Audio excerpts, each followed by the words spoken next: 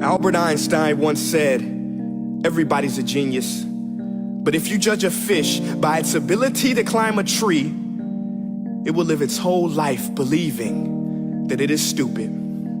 Ladies and gentlemen of the jury, today on trial we have modern day schooling. Glad you could come. Not only does he make fish climb trees, but also makes them climb down and do a 10-mile run. Tell me, school, are you proud of the things you've done? Turning millions of people into robots, do you find that fun? Do you realize how many kids relate to that fish? Swimming upstream in class, never finding their gifts, thinking they are stupid, believing they are useless? Well, the time has come, no more excuses. I call school to the stand and accuse him of killing creativity, individuality, and being intellectually abusive. He's an ancient institution that has outlived his usage. So, Your Honor, this concludes my opening statement, and if I may present the evidence of my case, I will prove it. Proceed. Exhibit A. Here's a modern-day phone. Recognize it? Here's a phone from 150 years ago. Big difference, right? Stay with me. Here's a car from today, and here's a car from 150 years ago. Big difference, right? Well, get this. Here's a classroom of today, and here's a class we used 150 years ago. Now, ain't that a shame? In literally more than a century, nothing has changed. Yet you claim to prepare students for the future? But with evidence like that, I must ask, do you prepare students for the future or the past? I did a background check on you and let the record show that you were made to train people to work in factories, which explains why you put students in straight rows, nice and neat, tell them sit still, raise your hand if you want to speak, give them a short break to eat, and for 8 hours a day, tell them what to think. Oh, and make them compete to get an A letter which determines product quality, hence grade A of meat. I get it. Back then, times were different. We all have a past. I myself am no Gandhi. But today, we don't need to make robot zombies. The world has progressed. And now we need people who think creatively, innovatively, critically, independently with the ability to connect. See, every scientist will tell you that no two brains are the same. And every parent with 2 or more children will confirm that claim.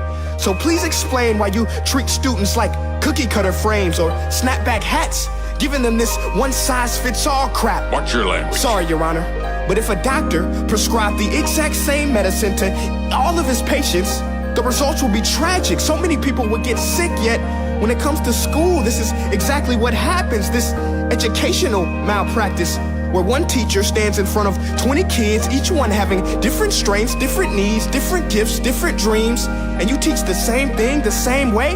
That's horrific. Ladies and gentlemen, the defendant should not be acquitted. This may be one of the worst criminal offenses ever to be committed. And let's mention the way you treat your employees. Objection. Overruled. I want to hear this. It's a shame.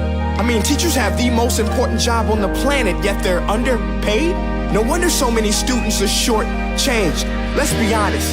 Teachers should earn just as much as doctors, because a doctor can do heart surgery and save the life of a kid. But a great teacher can reach the heart of that kid and allow him to truly live.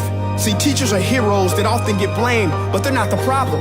They work in a system without many options or rights. Curriculums are created by policymakers, most of which have never taught a day in their life. Just obsessed with standardized tests. They think bubbling in a multiple choice question will determine success. That's outlandish. In fact, these tests are too cruel to be used and should be abandoned, but don't take my word for it. Take Frederick J. Kelly, the man who invented standardized testing, who said, and I quote, "These tests are too cruel to be used and should be abandoned." Ladies and gentlemen of the jury, if we continue down this road, the results will be lethal. I don't have much faith in school, but I do have faith in people. And if we can customize healthcare, cars, and Facebook pages, then it is our duty to do the same for education, to upgrade it, change it, do away with school spirit, because that's useless. Unless we're working to bring the spirit out of each and every student, that should be our task. No more Common Core. Instead, let's reach the core of every heart in every class. Sure, math is important, but no more than art or dance. Let's give every gift an equal chance. I know this sounds like a dream, but countries like Finland are doing impressive things. They have shorter school days.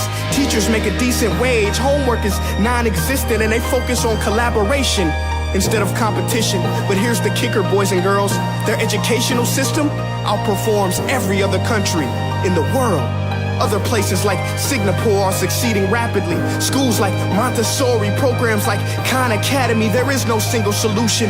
But let's get moving, because while students may be 20% of our population, they are 100% of our future. So let's attend to their dreams, and there's no telling what we can achieve.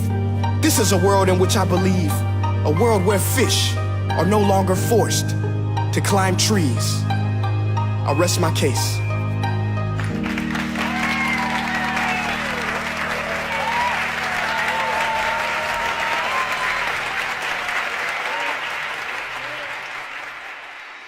Hey guys, my name is Prince EA and I want to say thank you so much for watching my video. But now, I want to know what you think. How can we together create a more efficient, effective, and just better future of learning? I want you to visit nestday.com/preorderthefuture and share your thoughts and ideas on the topic. Peace.